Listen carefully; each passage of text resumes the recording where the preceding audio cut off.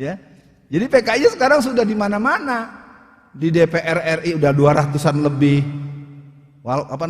Para pemimpin kota kabupaten di Indonesia. Aduh, saya nggak berani nyebut, terkena pasal pencemaran nama baik. Ya. Jadi apa mau diomong sekarang, bahwa memang mereka bergerak terus. Mereka bergerak terus dan terus bergerak. Mereka mengadakan ulang tahun PKI ke-95 tanggal 24 Mei 2019 di Parakan Temanggung. Orang-orang PKI itu biasa aksi sepihak. Nggak berani kalau menurut saya. Beraninya main belakang, main tusuk, main fitnah, main menyebarkan berita bohong. Saya nyatakan kalau ada orang-orang PKI yang ngaku PKI, asal Anda bisa sportif, mendingan Anda katakan saja isyhadu bi anal PKI. Keren itu. Jadi jelas kita perangnya. Jangan bilang enggak terus padahal Anda maunya ke situ juga. Peringatan ulang tahun ke-70 di Pamekasan, Jember, Payakumbuh, Sumatera Barat, tamat itu bendera PKI berkibar se-Indonesia. Ada 57 titik sejak tahun 2003 sampai 2013. Dari Aceh sampai Ambon itu pengibaran bendera PKI sudah dilakukan secara merata. Lalu Mas bilang, PKI-nya di mana? Ngaca Pak, ente masih ngomong gitu terus. Yang jawab siapa? Pak Ryamiza Triakudu kok dulu Menhan periode yang lalu. Apa kata Pak Ryamiza Triakudu sebagai jenderal purnawirawan? Barang siapa orang yang mengatakan PKI tidak ada, PKI tidak bangkit, patut diduga dia PKI-nya. Nah, Kongres PRD yang ke-8 tanggal 24-26 Maret 2015 di Hotel Akasia Jakarta Pusat. Terbit buku sejarah kini, sebenarnya aslinya sejarah PKI untuk pemula. Ini yang garap namanya Hilmar Farid. Sekarang dialah pejabat yang telah menghilangkan frasa agama di Kemendikbud. Namanya Hilmar Farid. Jadi orang-orang PKI itu udah terang-terangan di mana-mana. Kitanya aja. Siapa yang ngomong? Alfian. Alfian tuh nggak ilmiah. Dia mah kayaknya orang stres tuh si Alfian. Begitu terus saya tahu tuh. Saya udah dengar kok di mana-mana.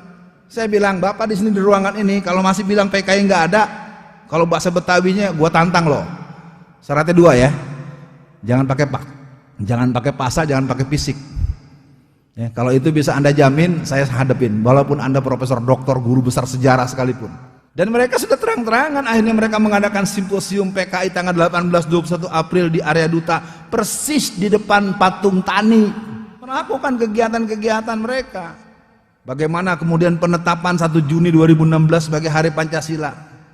Dah. 2017, 2018 saya dalam penjara, nanti diterangin aja dah. Ya, sampai sekarang 2020 dan kita harus tahu mereka tinggal menunggu pengesahan Undang-Undang BPIP. Undang-Undang BPIP selesailah Indonesia menjadi negara yang berhaluan komunis secara de jure dan de facto. Mari kita nikmati kelakuan mereka sebagaimana di Angola atau sebagaimana di Zimbabwe atau di Tibet. Sesungguhnya hatiku luka mengatakan ini. Tapi mau diapain lagi, emang gak percayaan. Kesimpulan saja,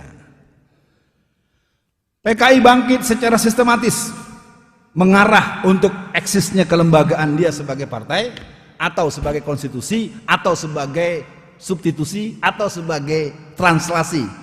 Udah kalau baca matematika ini mereka main dari di semua titik. Karena ini memang kerjanya kan kerja Zionis, Freemason, the New World Order. Sebenarnya ini lelehan-lelehan dari spermanya cucu Dajjal ini. Ya, kalau kita belajar dalam kerangka makro. Cuman saya karena spesialis PKI, saya PKI aja yang saya bahas dah. Kalau mau kita tarik pasti walan taradha ankal yahudu walan nasara hatta tattabi'a millatahum. Jelas itu. Jadi sini adalah gerakan komunisnya, Syiahnya, Ahmadiyahnya dan kawan-kawannya.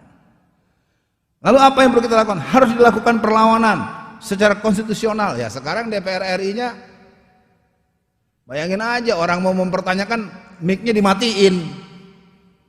Ya, Omnibus Law, wah keren itu, undang-undang gelondongan.